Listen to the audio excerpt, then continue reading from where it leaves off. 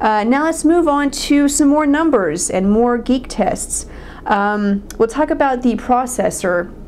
Now, the Phoenix has a 600 megahertz processor and the Impulse has an 800 megahertz processor, which doesn't really seem like that big of a difference, you know, 800, 600, not really, you know, a big difference there. The Phoenix, I believe, has an ARM 11 processor. The Impulse uses a Qualcomm processor, so for, you know, the people out there who are picky about that, those are the stats. So let's go to quadrant standard and we'll see exactly what the difference is between these two processors, how they perform. Okay, so the Impulse scored, look at that, 1766. That is amazing. For a device, for a mid-range device, $30 with an 800 megahertz processor, that's amazing. Now, in this chart it has it on top, but again, I say this all the time, there are several devices that have come out since the Nexus 1 and the Droid X, so this would actually not be on top, it would be a little bit farther down, but still, if you just take the score, 1766, that's amazing. Now if we go over to the Phoenix, and we have 458. There you go. So definitely a huge difference there. You know, you wouldn't think if you say, you know, 800 to 600 megahertz, you wouldn't think it would be that big of a difference, but it really is. Now, you know, what really matters is in real-world usage, and if you watch my review of the LG Phoenix or the Optimus M, the Phoenix is an Optimus 1 device, and it's on every single US carrier. So on AT&T it's the Phoenix, but on Sprint it's the Optimus S, on T-Mobile it's the Optimus T, so on and so forth. So if you watch my reviews, I've consistently said that the Optimus 1 devices are the best mid-range devices on the market because they are and they were at the time. I mean, performance is very smooth, you know, pinch to zoom. If I go to the web browser and we'll wait for a phone dog to load up, pinch to zoom is very smooth. Just in everyday usage, there's little to no lag. I've always been very impressed with the speeds of this phone. So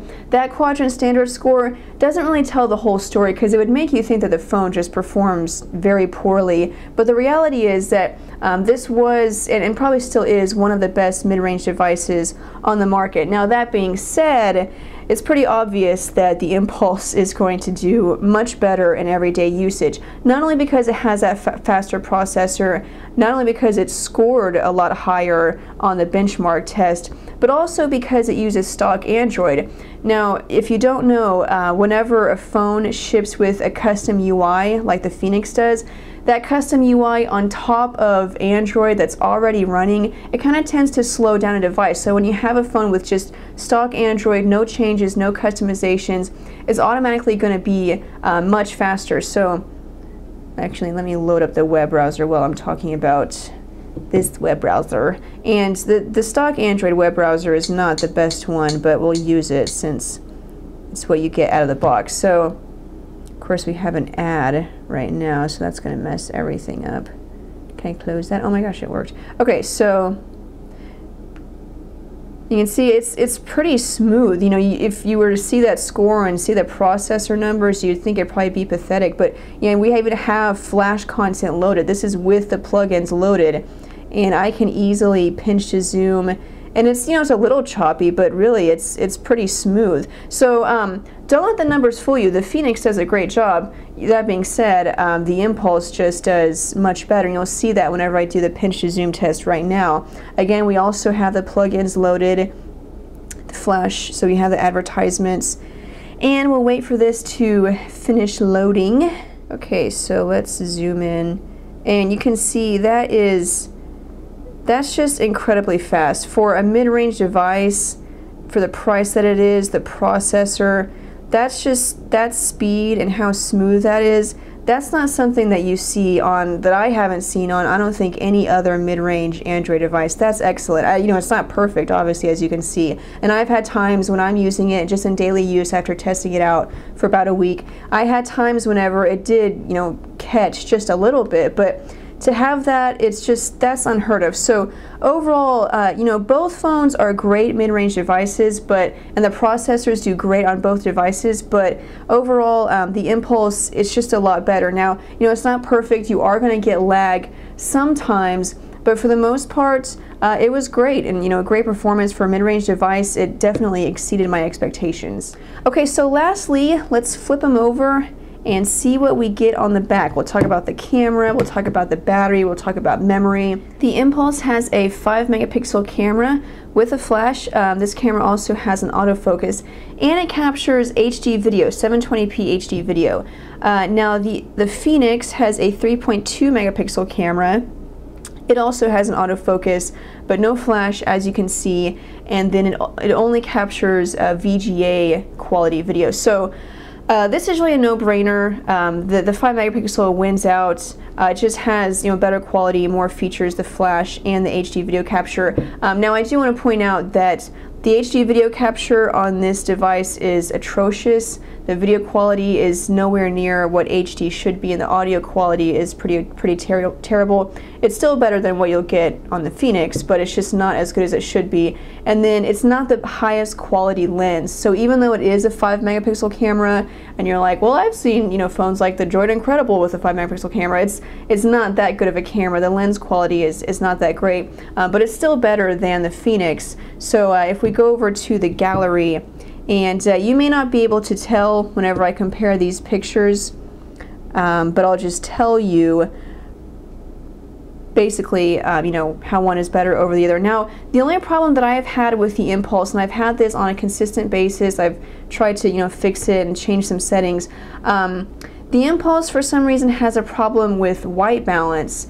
For some reason, every device kind of has this blue tint, and I have everything on automatic settings, so I haven't changed the white balance at all. It just is automatic. It should automatically catch it. And then I've also, you know, tried to change it and fix it. But as you can see, this is a picture of taken outside, and then here's the same picture taken with a Phoenix. And as you can see, this is proper color. The greens are green, the blues are blues, and the concrete is the color of concrete. Whereas on the Impulse, it has a blue shade to it. So that's the problem I've had with the Impulse. I can't quite get it to, you know, set the right white balance. I've had that problem with pictures and with video. Now, if we go just based on picture quality, now from far away, the quality looks pretty good. So if you just look at these two pictures, they both look about the same, but once you start zooming in and you get to the details, and I'll zoom in on this one, you can really see how the Impulse just has much better quality. You know, it still gets kind of grainy, but compared to the pixelation that occurs on the Phoenix, and I don't know, you may not be able to see that with the camera, but compared to the pixelation and the graininess that happens with the Phoenix, the Impulse just has a much better camera, and really, you know, I don't think anyone would question that. You see it 5-megapixel compared to 3.2 megapixel. The Impulse just has a much better camera, and then of course, it's nice having the HD video capture quality, even though, you know, it's not that great. While I'm back over here on the front, the Impulse also has an LED notification light. That's something that the Phoenix doesn't have, so that's one of those features that, I don't know, people go crazy over it. So if you like having the LED notification light, the Impulse has one. Now if I take off the battery cover here, we'll take a look at memory, battery. They both ship with a 2 gig card, so the Impulse, there's a card right there, you can see 2 gigs. And then on the Phoenix, here's a card and you can kind of see 2 gigs. And then they both support up to 32 gigs of additional memory with this card slot. Now both phones have a 1500 milliampere hour battery, and normally 4G devices are known for having terrible battery life, and so, you know, normally you would think that battery life is definitely going to be a lot better on the Phoenix. However, the Impulse actually has pretty good battery life. I think it's just because, you know, it's not a powerhouse device. You know, it has an 800 megahertz processor, uses stock Android, so battery life was actually pretty good. That being said, it wasn't as good as the Phoenix. You probably will have to carry a charger around with you just to be safe. I mean, depending on your usage habits, battery is something that's so subjective. You know, everybody has different lifestyles, so battery performance is going to be different for every single person. But for the most part, I would think that you probably will want to have a charger with you just to be safe. The Phoenix, on the Phoenix, I was able to get through a full day, but I had to charge it every night for sure, and then sometimes I couldn't get through a full day. So you're more likely to get through a full day on the Phoenix, but really both of them, you might want to have a charger just to be safe. But both have that same 1500 milliamp hour battery. Okay, so that's pretty much it with the Impulse and the Phoenix. Both $30, both mid-range Android devices. Which one should you get? It's close, but I'm gonna go with the Impulse. It just has a couple of extra features that really set it apart. They don't set it apart as much as I would like for them to. The 4G isn't as spectacular as it should be. It wasn't as fast as what it should be, but again, you know, that could be different for everyone. The camera, you know, the lens quality wasn't quite as good as it should have been, but still, you know, everything compared to the Phoenix, it's still a better phone, and then having that larger display, it just makes everything a lot more enjoyable in everyday use. So there it is, Impulse, Phoenix. You guys let me know what you think in the comments. I'm going to recommend the Impulse. Check it out at your local AT&T store. Thank you guys for watching. If you have any questions about these two phones or any other phones, you can follow me on Twitter. My screen name is It's My Job to Know, and I will try to answer as many questions as I can. But thanks guys for watching. I'm Sydney, and I'll see you guys later.